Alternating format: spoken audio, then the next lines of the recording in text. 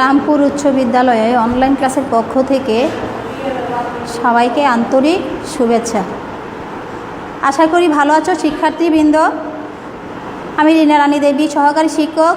আমি আজ যে ক্লাসটি নিয়ে আলোচনা করব তোমাদের সাথে সেটি হচ্ছে নবম দশম শ্রেণীর বাংলা প্রথম পত্র গদ্যের উপর একটি ক্লাস। গদ্যটি হলো সাহিত্যের রূপরীতি, লিখেছেন হায়াত মাহমুদ। হায়াত মাহমুদ 1939 সালে পশ্চিমবঙ্গের হুগলি জেলার মৌরা গ্রামে জন্মগ্রহণ করেন। তার পিতা হচ্ছে শমশের আলী এবং মা হচ্ছেন আমিনা খাতুন। বর্তমানে তিনি ঢাকার গ্যান্ডারি অঞ্চলের স্থায়ী বাসিন্দা। হায়াত মাহমুদ 1956 সালে ঢাকার সেন্ট গ্রেগরি স্কুল থেকে প্রবেশিকা পরীক্ষায় উত্তীর্ণ হন। তোমরা এখন বলতে পারো যে প্রবেশিকা পরীক্ষাটা কি? আসলে প্রবেশিকা পরীক্ষাটা হচ্ছে বর্তমান যে এসএসসি পরীক্ষা সেটাকেই তখন সময় বলা হতো প্রবেশিকা পরীক্ষা। 1958 সালে হোসেন শহীদ সোহরাওয়ার্দী কলেজ থেকে তিনি উচ্চ মাধ্যমিকে উত্তীর্ণ হন। ঢাকা বিশ্ববিদ্যালয় থেকে তিনি বাংলা বিষয়ে স্নাতক এবং স্নাতকোত্তর ডিগ্রি অর্জন করেন। কর্মজীবনে তিনি চট্টগ্রাম বিশ্ববিদ্যালয় এবং জাহাঙ্গীরনগর বিশ্ববিদ্যালয়ে অধ্যাপনা শেষে অবসর জীবনযাপন করেন। কবিতা ও গল্প লেখা নিয়ে তার সাহিত্য জীবন শুরু হলো। পরবর্তী সময়ে গবেষণা ও প্রবন্ধ সাহিত্যে তিনি খ্যাতি লাভ করেন। তিনি প্রায় অর্ধ শতাধিক গ্রন্থের রচয়িতা। আর সেই সাহিত্যিক ক্ষেত্রে তাৎপর্যপূর্ণ অবদানের জন্যই তাকে বাংলা একাডেমি পুরস্কারে ভূষিত করা হয়। সাহিত্য বিশাল পরিধির একটি বিষয়।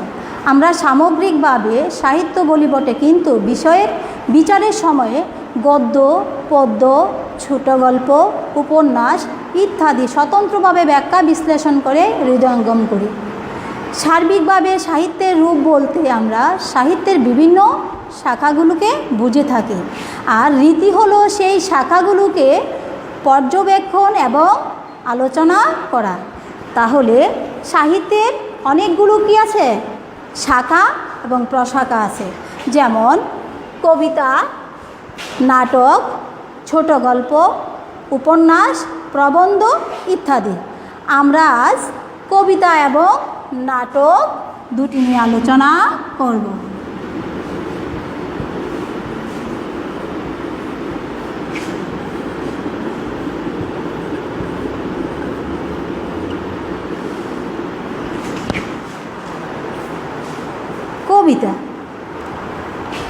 কবিতাটা কি আসলে? ছন্দবদ্ধ ভাষায় লিখিতই কে বলা হয় কবিতা। আসলে কবিতাটা হচ্ছে একটি চরণের সাথে আরেকটি চরণের কি থাকে? একটা মিল থাকে, যেটা কি করা যায়? আবৃত্তি করা যায়, যেটা গদ্যের বেলা করা যায় না। কবিতার প্রধান দুটি রূপভেদ, সে একটা হলো মহাকাব্য আর একটা হলো কি গীতি কবিতা। বাংলা ভাষায় মহাকাব্যের চূড়ান্ত সফল রূপ প্রকাশ করেন মাইকেল মধুসূদন দত্ত তার মেঘনাদ বধ কাব্য। মহাকাব্য রচিত হয় যুদ্ধ বিগ্রহের কাহিনী নিয়ে। অর্থাৎ ভারতবর্ষ উপমহাদেশের সর্বপ্রাচীন দুটি কাব্য হচ্ছে মহাকাব্য হচ্ছে, একটি হলো রামায়ণ আর একটি হচ্ছে কি মহাভারত। মহাভারত সম্পর্কে বলা হয়ে থাকে যা নেই ভারতে তা নেই ভারতে। অর্থাৎ এর অর্থ হচ্ছে যা মহাভারতে নেই তা ভারতবর্ষে নেই এবং ভারতবর্ষে ঘটেনি এবং ঘটতেও পারে না। রামায়ণ অবশ্য তার তুলনায় কিছুটা ক্ষুদ্র। রামায়ণ হচ্ছে অর্থাৎ রামের স্ত্রী সীতাকে লঙ্কার রাজা রাবণ তার বোন শূর্পণখার সম্মান রক্ষা করার জন্য রথে করে আকাশপথে তাকে চুরি করে নিয়ে অর্থাৎ লঙ্কার রাজার বাগান বাড়িতে বন্দি করে রাখেন। আর সেটা নিয়েই রাবণ এবং রামের মধ্যে কি হয়েছিল? যুদ্ধ হয়েছিল।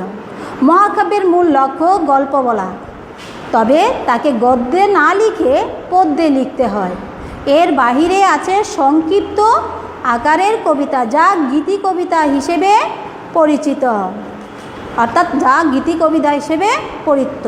পরিচিত। বাংলা সাহিত্যে গীতি কবিতার আদি নিদর্শন হচ্ছে বৈষ্ণব কবিতাবলী। যদি গীতি কবিতাকে শ্রেণীবিভাজনের অন্তর্গত করতেই হয় তাহলে এরকম শ্রেণীবিভাগ করা যুক্তিযুক্ত বলে মনে হয়, যেমন ভক্তিমূলক অর্থাৎ প্রেমমূলক, প্রকৃতি বিষয়ক, চিন্তামূলক বা দর্শনাশ্রয়ী কবিতা। বাংলা কবিতার বিশেষ দুটি ধারার জনক হচ্ছেন নজরুল ইসলাম এবং জসিমউদ্দিন। প্রথমজন আমাদের সাহিত্যে বিদ্রোহী কবি এবং দ্বিতীয়জন হচ্ছেন পল্লী কবি হিসেবে আসন লাভ করেছেন। নজরুলের কবিতায় যে উদ্দীপ্ত কণ্ঠস্বর, উদ্দীপ্ত ভাবের দেখা মিলে তা পূর্বে বাংলা কাব্যে ছিল না। জসিমউদ্দিনের নকশিকাঁথার মাঠ এবং সুজন বাদিয়ার ঘাট জাতীয় কোনো কাব্যে পূর্বে দেখা যায়নি এবং এক্ষেত্রে তার অনুসারীও কেউ নেই। এবার আসো আমরা নাটক নিয়ে আলোচনা করব।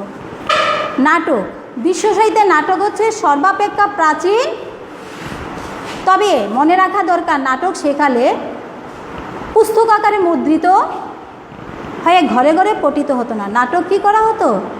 নাটক অভিনীত হতো, অর্থাৎ অভিনয় করে দেখা হতো। নাটকের লক্ষ্য হচ্ছে পাঠক নয়, নাটকের লক্ষ্য ছিল সর্বকালের দর্শক সমাজ। তার কারণ সাহিত্যের সকল শাখার মধ্যে নাটকই ছিল একমাত্র যা সরাসরি সমাজকে এবং পাঠক গোষ্ঠীকে প্রভাবিত করতে চায় এবং সক্ষমও হয়।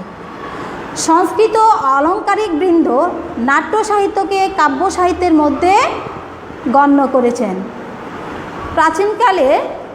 প্রাচীনকালে সে এরকমই প্রথা ছিল, যেমন শেক্সপিয়রও তার সকল নাটক কবিতায় রচনা করেছেন। নাটক সচরাচর 5টি অঙ্কে বিভক্ত, যেমন প্রারম্ভ,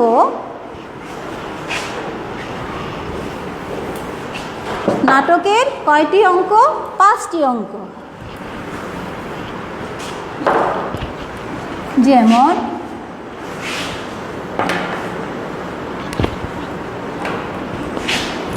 প্রারম্ভ, প্রবাহ, উৎকর্ষ,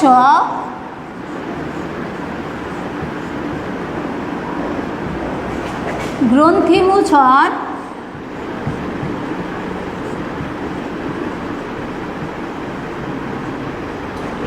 এবং উপসংহার। তাহলে আমরা নাটকের কয়টি অঙ্ক পেলাম? নাটকের 5টি অঙ্ক। নাটকের হচ্ছে কি 5টি অঙ্ক, অর্থাৎ কাহিনীর বিষয়বস্তু এবং পরিণতির দিক থেকে নাটককে আবার কয়টি ভাগে ভাগ করা যায়? নাটককে আবার 3টি ভাগে ভাগ করা যায়: ট্র্যাজেডি, কমেডি এবং প্রহসন। এদের মধ্যে ট্র্যাজেডিকেই সর্বশ্রেষ্ঠ বলে গণ্য করা হয়। গ্রিক দার্শনিক ও সাহিত্যিক অ্যারিস্টটল বলতে চেয়েছেন, রঙ্গমঞ্চে নায়ক বা নায়িকার জীবন কাহিনীর দৃশ্য পরম্পরার উপস্থাপনের মাধ্যমে যে নাটক দর্শকের হৃদয়ে ভয় এবং করুণার প্রশমিত করে তার মনে করুণ রসের আনন্দ সৃষ্টি করে, সেটি হচ্ছে ট্র্যাজেডি। কমেডির বিষয়ে অ্যারিস্টটল এর বক্তব্য এরকম: মানব চরিত্রের যে কৌতুকপ্রদ দিক কাউকে পীড়ন করে না, ব্যথা দেয় না, হাস্যরস সৃষ্টি করে না, তাই হচ্ছে কমেডির উপজীব্য বিষয়। বাংলা নাটকের ক্ষেত্রে প্রথম যুগান্তকারী প্রতিভা হচ্ছেন মাইকেল মধুসূদন দত্ত এবং দীনবন্ধু মিত্র। মাইকেলের লেখনীতে সর্বপ্রথম ট্র্যাজেডি, কমেডি ও প্রহসন বাংলা ভাষার সৃষ্টি হয়। তারপর আবির্ভাব ঘটে দীনবন্ধু মিত্র। দীনবন্ধু মিত্রের সর্বশ্রেষ্ঠ নাটক হচ্ছে নীলদর্পণ। আমি আর আলোচনা দীর্ঘায়ু করব না তোমাদের সাথে। পরবর্তী ক্লাসে তোমাদের সাথে আবার দেখা হবে। আমি অর্থাৎ সাহিত্যের অন্যান্য বিষয় নিয়ে তোমাদের সাথে আবার আলোচনা করব, আবার ক্লাস নেব। আশা করি সবাই আমার ক্লাসটি একটু মনোযোগ সহকারে অনুসরণ করবে এবং অর্থাৎ মনোযোগী হবে। আমি আর দীর্ঘায়ু না করে সবাইকে ধন্যবাদ জানিয়ে আমি এখানেই আমার ক্লাস শেষ করলাম। ধন্যবাদ সবাইকে।